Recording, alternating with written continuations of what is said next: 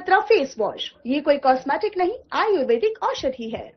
नमस्कार, खास बुलेटिन में आपका स्वागत है और मैं हूं आपके साथ सुमन पाल। नैनीताल में आयोजित विंटर कार्निवल ने पर्यटन नगरी को उत्सव के रंगों से सरोबोर कर दिया है और कार्निवल के दौरान सांस्कृतिक कार्यक्रमों और लोक नृत्य, संगीत प्रस्तुतियां और कई प्रतियोगिताओं ने पर्यटकों और स्थानीय लोगों का खूब मनोरंजन किया। बड़ी संख्या में पहुंचे पर्यटकों से शहर में रौनक बढ़ी और स्थानीय व्यापार को भी बढ़ावा मिला।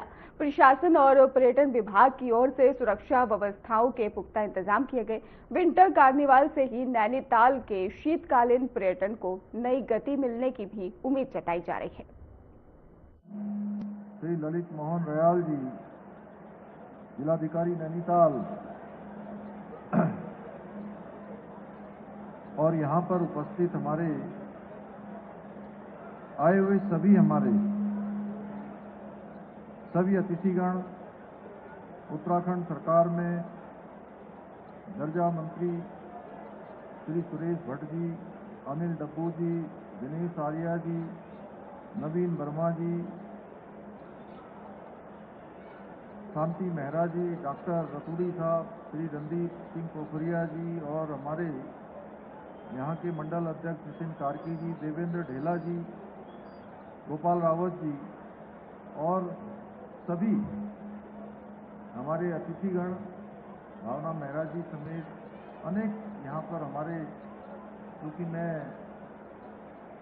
यहाँ से सबके नाम की औपचारिकता में न जाते हुए सभी आए हुए अतिथिगण, सभी महानुभाव और आज इस विंटर कार्निवाल के अवसर पर यहाँ पर पधारे बड़ी संख्या में हमारी माताएं, बहनें, सभी हमारे बुजुर्गगण और मेरे युवा साथियों का मैं हृदय से स्वागत करता हूं। आप सबका अभिनंदन करता हूं और ये मेरे लिए बहुत खुशी की बात है कि मुझे आज इस शीतकालीन कार्निवल के माध्यम से आप सबके बीच में उपस्थित होने का शुभ अवसर प्राप्त हो रहा है। भाइयों बहनों, आज का ये अवसर कई मायनों में विशेष है, क्योंकि आज हम जहां एक और नैनीताल में इस भव्य विंटर कार्निवाल के लिए एकत्रित हुए हैं, वहीं नैनीताल के समग्र विकास के लिए भी आज यहां आने से पहले सैकड़ों करोड़ रुपए की योजनाओं को आज जनता को समर्पित किया गया है। इसके साथ ही आज का दिन ये इसलिए भी अत्यंत विशेष है क्योंकि आज हमारे पृथक राज्य के निर्माण को साकार करने वाले भारतीय राजनीति के अजात शत्रु पूर्व प्रधानमंत्री अटल बिहारी वाजपेयी जी का भी जन्मदिन है। मैं इस अवसर पर समस्त प्रदेशवासियों की ओर से श्रद्धेय अटल बिहारी वाजपेयी जी को कोटि कोटि नमन करता हूं, उनको अपनी भावांजलि अर्पित करता हूं। भाइयों बहनों, आज के अवसर पर हम नैनीताल जनपद के अंतर्गत 121 करोड़ रुपए से अधिक की लागत की 12 महत्वपूर्ण विकास परियोजनाओं का लोकार्पण एवं आज हमने यहाँ शिलान्यास किया है, जिसके अंतर्गत आज हम एक और जहाँ इस क्षेत्र में पर्यटन को बढ़ावा देने के उद्देश्य से 29 करोड़ रुपए की लागत से सूखाताल झील के सौंदर्यीकरण कार्यों का लोकार्पण भी आज किया गया है। वहीं पार्किंग की समस्या के स्थायी समाधान के लिए 72 करोड़ रुपए की लागत से रामनगर में बहुमंजिला पार्किंग, तल्लीताल में ऑटोमेटेड मल्टी लेवल पार्किंग का शिलान्यास करने के साथ साथ नैनीताल में 42 करोड़ रुपए से अधिक की लागत की सरफेस पार्किंग निर्माण कार्य का भी आज भूमि पूजन भी यहाँ पर किया गया है। इसके साथ ही नैनीताल जनपद की विभिन्न विधानसभाओं में अनेक विद्यालयों के पुनर्निर्माण के कार्य, उसके साथ साथ अनेक जन कल्याणकारी योजनाओं का शिलान्यास भी किया गया है। मुझे पूरा विश्वास है कि इन सभी विकास परियोजनाओं से न केवल नैनीताल जनपद में पर्यटन को बढ़ावा देने में महत्वपूर्ण भूमिका होगी, बल्कि स्थानीय नागरिकों के जीवन स्तर को और बेहतर बनाने में भी इसका अहम योगदान होगा। भाइयों बहनों, ये हम सभी के लिए अत्यंत प्रशंसा का विषय है कि नैनीताल की पावन भूमि पर 7 वर्षों के लंबे अंतराल के बाद शीतकालीन कार्निवाल का आयोजन इतने भव्य रूप में किया जा रहा है। जैसा मुझे पहले दिन से बताया गया कि हजारों हजार की संख्या में पहले दिन से यहाँ के स्थानीय लोगों ने, आए हुए हमारे सैलानियों ने बड़े उत्साह से, बड़े उमंग से, जोश से इसमें भाग लिया है।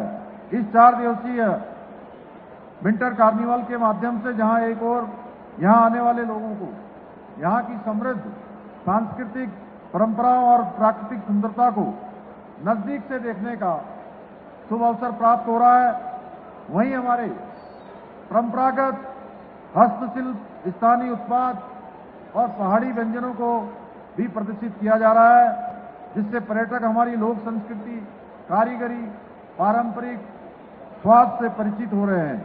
मुझे जानकर अत्यंत प्रसन्नता हो रही है कि इस महोत्सव के दौरान जहां एक और प्रतिदिन आयोजित होने वाले सांस्कृतिक कार्यक्रमों में भी देश और राज्य के कई हमारे प्रसिद्ध कलाकार अपनी प्रस्तुति उनके द्वारा दी जा रही है।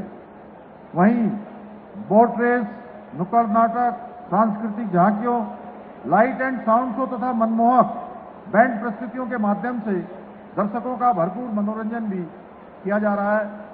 मुझे ये जानकर प्रसन्नता हुई कि कार्निवल में पर्यटकों के लिए प्रकृति भ्रमण, ट्रैकिंग, एस्ट्रो टूरिज्म तथा आर्टिफिशियल रॉक क्लाइंबिंग जैसी गतिविधियों का आयोजन भी किया गया है। इसके साथ ही इस कार्निवल के माध्यम से जोड़ा, चांचरी, छोलिया नृत्य, ढोल दमाऊं, हुड़का, रणसिंगा और मसकबीन जैसे पारंपरिक लोक नृत्य और संगीत की मनमोहक प्रस्तुतियां भी यहां दी जा रही हैं। वहीं ऐपड़ कला, रिंगाल शिल्प, ऊनी वस्त्र और अन्य पारंपरिक उत्पादों का प्रदर्शन भी किया जा रहा है।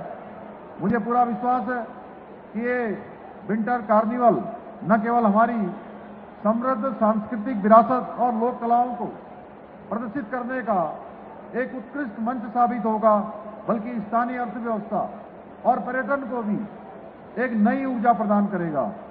भाइयों बहनों, आज आदरणीय प्रधानमंत्री श्री नरेंद्र मोदी जी के नेतृत्व में हमारी सरकार उत्तराखंड को विश्व की आध्यात्मिक राजधानी के रूप में स्थापित करने के संकल्प के साथ तीर्थाटन और पर्यटन को प्रोत्साहित करने को भी संकल्पित होकर कार्य कर रही है। चाहे वो केदारखंड हो, मानस खंड हो, यहाँ के सभी पौराणिक मंदिरों के पुनरुत्थान और सौंदर्यीकरण की दिशा में योजनाबद्ध तरीके से काम किया जा रहा है। इसी क्रम में सिद्धपीठ नैना देवी मंदिर के साथ साथ कैंची धाम, तल्लीताल में हनुमानगढ़ी और मुक्तेश्वर धाम सहित क्षेत्र के विभिन्न पौराणिक मंदिरों का विकास किया जा रहा है। आज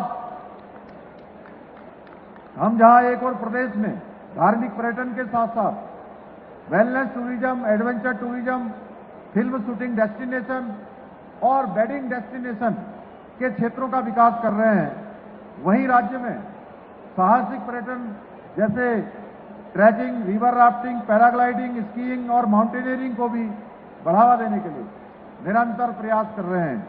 इसके अलावा हमने राज्य में 12 महीनों पर्यटन की निरंतरता सुनिश्चित करने के लिए शीतकालीन यात्रा की भी शुरुआत की है।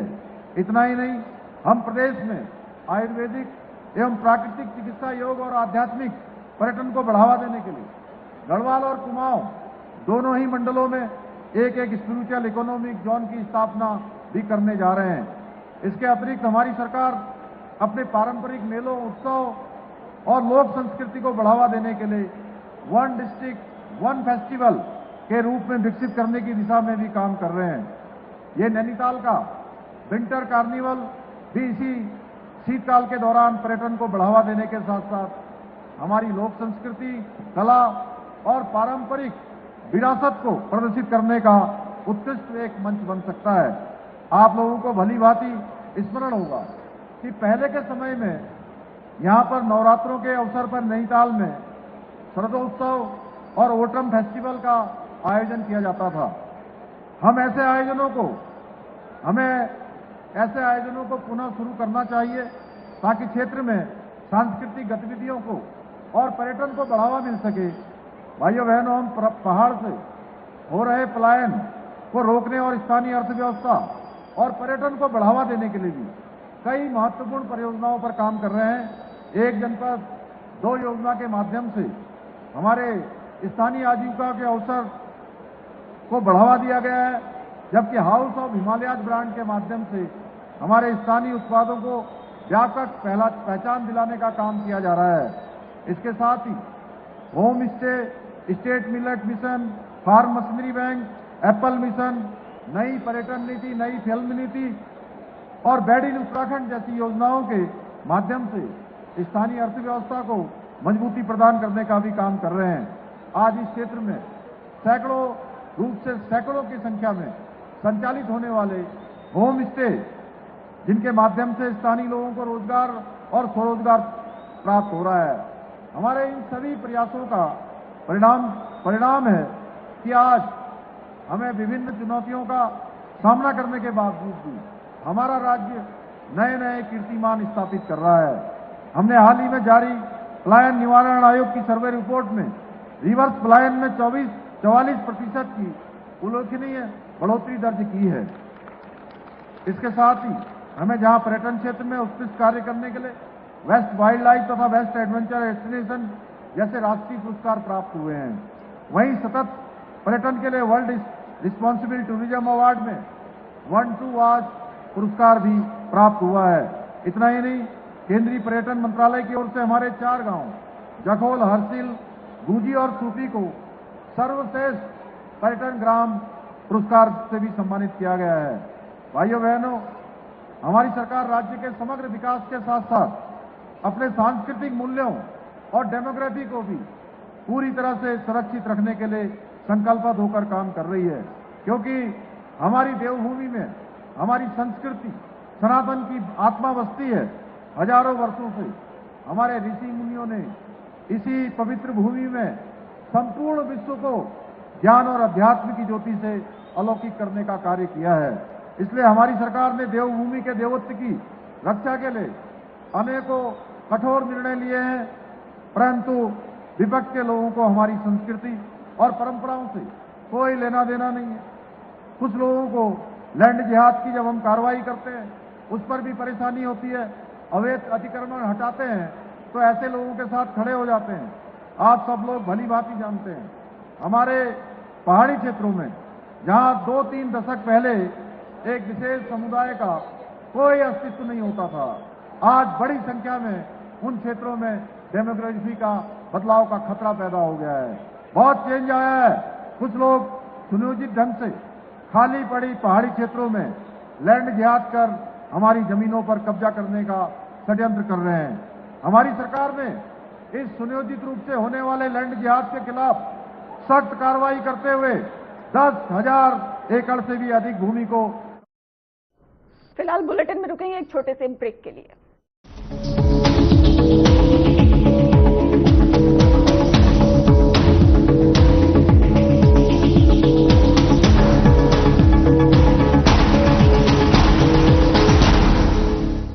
क्या आप दुबले पतले कमजोर हैं, आपकी सेहत नहीं बनती, भूख कम लगती है, वजन नहीं बढ़ता?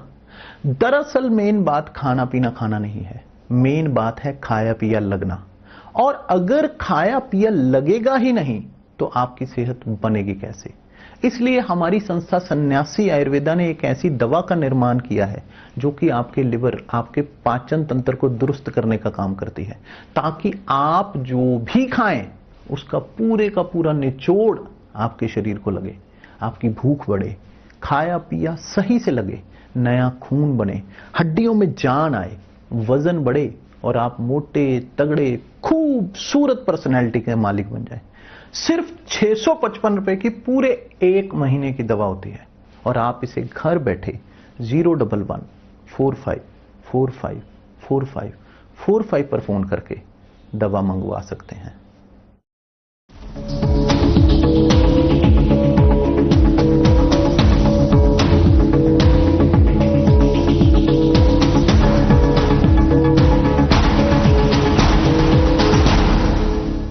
ब्रेक के बाद फिर से आपका स्वागत है। वहीं मोबाइल यूनिट का फ्लैग ऑफ और सीएम धामी ने किया है फ्लैग ऑफ।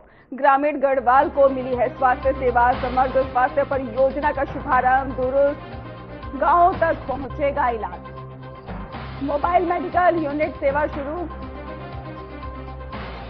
मुख्यमंत्री पुष्कर सिंह धामी ने आज मुख्यमंत्री कैंप कार्यालय से ग्रामीण गढ़वाल समग्र स्वास्थ्य सेवा परियोजना के तहत मोबाइल मेडिकल यूनिट वाहनों को फ्लैग ऑफ किया है और इस अवसर पर मुख्यमंत्री ने कहा है कि इन मोबाइल मेडिकल यूनिट्स के माध्यम से दूरस्थ और ग्रामीण क्षेत्रों में रहने वाले लोगों को बेहतर स्वास्थ्य सेवाएं उपलब्ध कराई जाएंगी। ये पहल ग्रामीण गढ़वाल क्षेत्र में स्वास्थ्य सेवाओं की पहुंच मजबूत कर दे और आम जनता को समय पर चिकित्सा लाभ देने की दिशा में एक महत्वपूर्ण कदम है।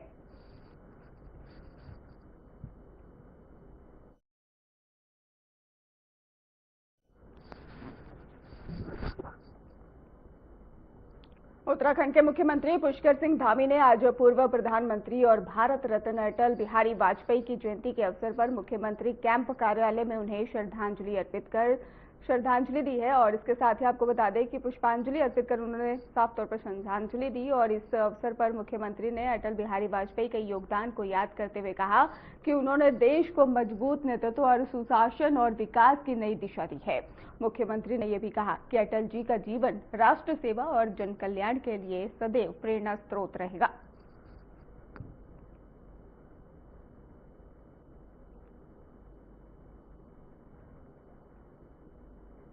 हरीश रावत के कथित एआई वीडियो को लेकर प्रदेश की राजनीति गर्मा गई है। इस मामले पर प्रतिक्रिया देते हुए बीजेपी प्रदेश प्रवक्ता कुंवर जपेंद्र सिंह ने कहा है कि हरीश रावत कांग्रेस के मजबूत स्तंभ है और उन्हें राजनीतिक रूप से कमजोर करने की साजिश जो है वो कांग्रेस के अंदर से हो रही है।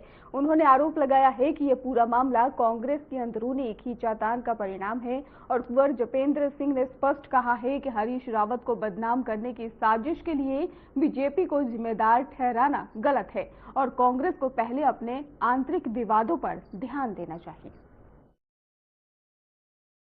भारतीय जनता पार्टी भी यही मांग करती है क्योंकि हरीश रावत जी कांग्रेस का एक बड़ा और एकमात्र स्तंभ हैं और ये कांग्रेस की अंदरूनी खींचातान और उन्हें दरकिनार करने की साजिश को साकार करते हुए जिस तरह से भाजपा के ऊपर आरोप लगाते हुए उनके विरोधियों ने ये काम किया है, निश्चित तौर पर इसकी निष्पक्ष जांच हो रही है और जो इसके लिए जिम्मेवार होंगे उनके खिलाफ कड़ी से कड़ी कार्रवाई की जाएगी। तो हमारा माननीय हरीश रावत जी से निवेदन है कि वो भारतीय जनता पार्टी पर आरोप न लगाएं।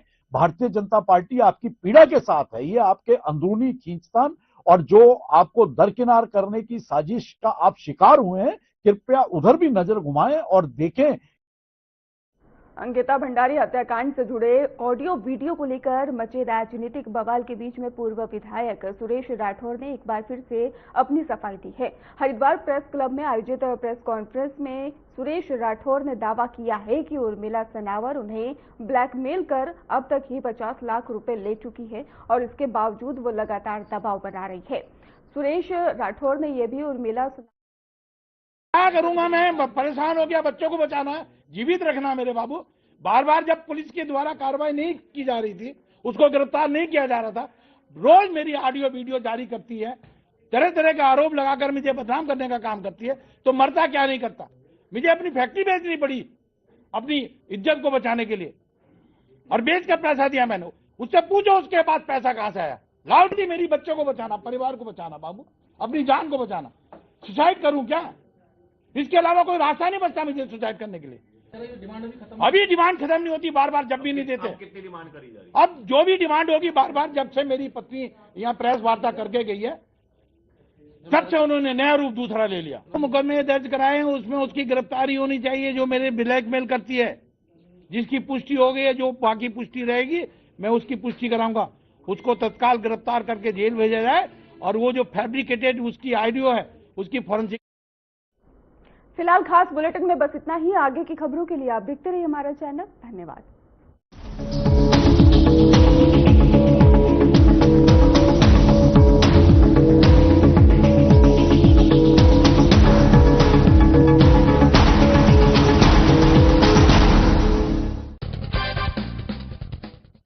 नमस्कार दोस्तों,